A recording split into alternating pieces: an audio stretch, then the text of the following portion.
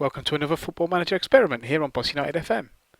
The last time England had a so-called golden generation of players was under Sven-Goran Eriksson. He led England to 2 World Cup quarter-finals, losing to Brazil in 2002 and then Portugal on penalties 4 years later. The loss to Portugal on penalties duplicated the result 2 years previous in Euro 2004.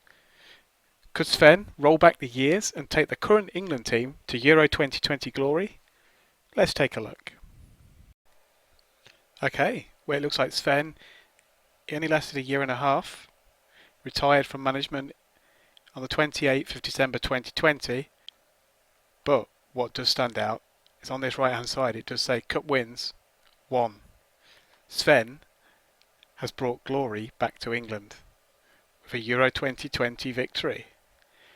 Let's have a look and see what happened. So to end 2019, a nice straightforward end to the year.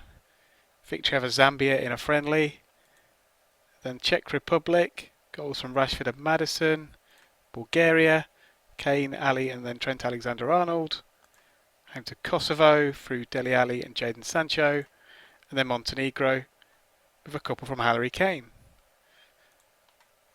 Into 2020, good start over Albania, 3-0, Oxlade-Chamberlain, Sancho and Kane, and then a 2-2 draw with Turkey, giving away a 2-goal half-time lead. Pre-tournament friendlies were wins over Slovakia and Denmark, scoring 3 goals in each. And then in the group stage they faced Norway, Switzerland and Portugal. Interestingly, England did only win one of those 3 games, against the Swiss. The first game was against Norway, and Josh King scored for Norway in the first half, Rashford equalising just after half-time. In the game with the Swiss, Jadon Sancho did manage to score a late winner. But then in the group decider, you would assume, England lost 3-1 to Portugal, Sven's nemesis from several years ago. However, England did then play Croatia in the second round, a bit of a tough game for a first knockout stage, and a Harry Kane solo goal saw them win the tie.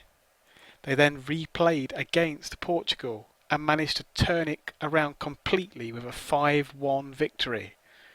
Rashford scoring really early on, and then Kane scoring twice after half-time alongside Henderson and Maddison. Semi-final game against France, 1-1 went to penalties. Harry Kane scoring in extra time, and then Kylian Mbappe with a late penalty to take it to penalties. A long shootout occurred, with Harry Kane, Maddison, Ali and Stones all taking 2 penalties in the shootout. Kane missed his first but scored his second. Henderson also missed, but as did Nabil Fekir, Moussa Sissoko. And then Moussa Sissoko actually missed his second penalty as well.